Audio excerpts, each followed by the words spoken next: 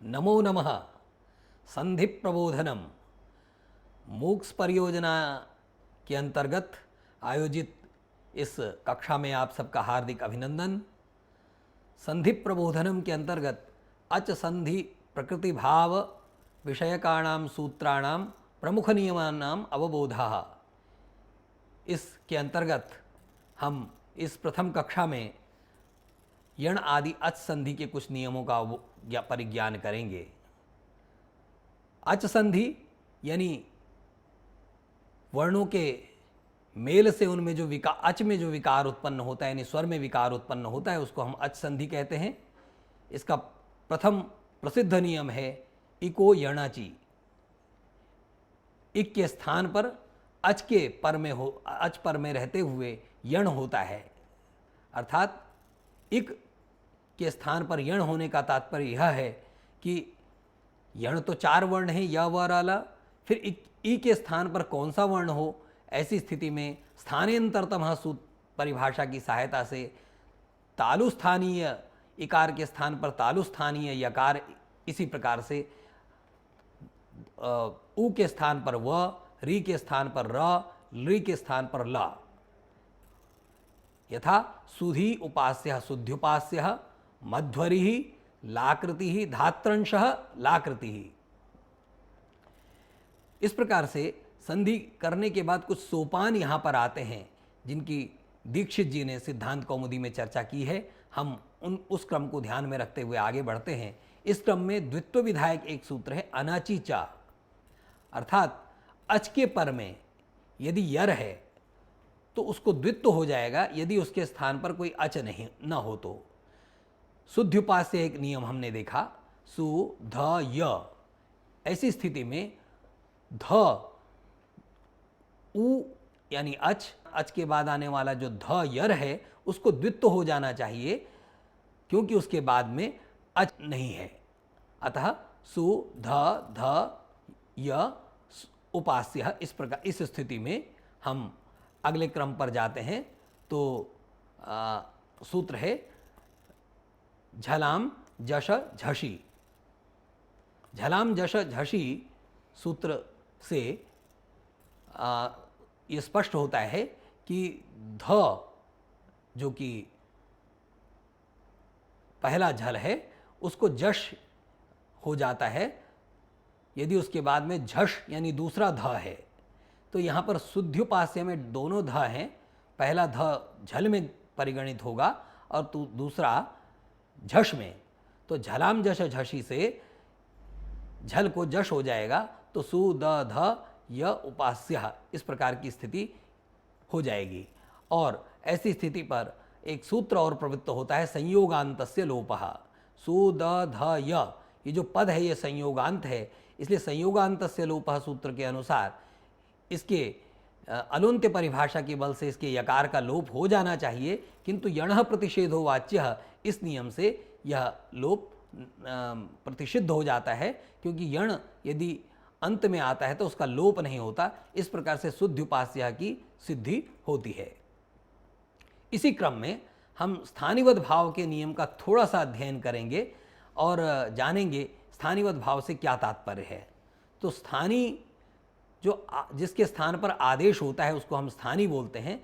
तो आदेश होने पर वह आदेश स्थानीवत हो जाता है यदि अलविधि कर्तव्य न हो। ये अलविधि क्या है, उसके अनेक विग्रह हैं, किंतु यहाँ पर हम अलम आश्रयते यो विधि स अलविधि, इस नियम से अल का आश्रय लेने वाली जो विधि अलविधि होती है, तो अल का आश्रय लेकर यदि हमको कोई विधि करनी हो तो स्थानीवत भाव नहीं होता है इस नियम के अनुसार। इसलिए यहाँ पर शुद्ध्युपास्य में हमने ई के स्थान पर यण किया और यण को स्थानीवत भाव से यदि ई बना दें तो उससे हमारा कोई प्रयोजन इस सूत्र से सिद्ध नहीं होता है, किंतु अचः परस्मिन् पूर्व विधौ अगला सूत्र है, जिससे अच के स्थान पर होने वाला आदेश अगर पर निमित्तक हो तो पूर्वत्वेन दृष्टस्य विधौ, यानी पहले यानी धकार के स्थान पर अगर हम कुछ करना चाहें तो वहाँ पर स्थानीवत भाव हो सकता है। तो यदि ई के स्थान पर हमने य किया है, इस य को ई मानकर चला जाए तो उसके बाद जो ध को हम द्वित्व करना चाहते हैं वो नहीं होगा, क्योंकि उसमें ये शर्त है कि ध को तभी द्वित्व हो सकता है अनचिचा सूत्र से जब उसके बाद में अच न हो। यदि य को स्थानीवत भाव से हम ई कर दें तो ये धकार को द्वित्व रुक जाएगा। इसलिए एक अगला सूत्र रहता है इस त्रिसूत्री में, न पदांत द्विर्वचन वरे अलोप स्वर सवर्णानुस्वार दीर्घ जश्चर विधिषु। इस सूत्र से कई सारी विधियां बताई गई, जिन विधियों के कर्तव्य होने यानी जिन विधियों के की इच्छा करने पर यानी जिनका विधान करने पर हम यहाँ पर स्थानीवत भाव नहीं होता है, उनमें द्विर्वचन विधि भी है। हम धा को द्वित्व करना चाहते हैं, यदि स्थानीवत भाव से या ई हो जाए तो वो द्वित्व नहीं हो पाएगा। इसलिए क्योंकि हम द्वित्व करना चाहते हैं तो द्विर्विधि में ये जो स्थानीवत भाव है ये सूत्र से प्रतिषिद्ध हो जाएगा। अब हम अगले नियम पर चलते हैं, एचो यवायावह। यह बड़ा प्रसिद्ध नियम है। एच यानी ए ओ ऐ औ, इनके स्थान पर क्रमशः ए के स्थान पर अय, ओ के स्थान पर औ, ऐ के स्थान पर औ और औ के स्थान पर आव हो जाता है यदि पर में अच हो तो। अब इस नियम से यहाँ पर यथासंख्यम अनुदेशा समानाम, इस सूत्र के बल से हम देखते हैं बहुत सारे ए के स्थान पर अगर अय करना है तो नयति, ओ के स्थान पर भवति, ऐ के स्थान पर नायकः, औ के स्थान पर पावकः, ऐसा हमको देखने में मिलता है। इसी प्रकार से अगर हम थोड़ा और आगे बढ़ें तो एक सूत्र है आद गुण, यह गुण संधि संबंधित महत्वपूर्ण नियम है। गुण अदेंग गुण है। इस सूत्र से अ, ए और ओ की गुण संज्ञा होती है, इसलिए दो अवर्ण के बाद यदि अच पर में हो तो पूर्व पर दोनों के स्थान पर एक गुण आदेश होता है। गुण आदेश यानी ए ओ या फिर अ। तो अ जब आदेश होगा तो उसकी स्थिति हम जानने का प्रयत्न करेंगे। तो अ और ई के स्थान पर उप धन इंद्र उपेंद्र, रमा धन ईशः रमेशः, गंगा धन उदकम गंगोदकम, इस प्रकार रूप निष्पन्न होते हैं।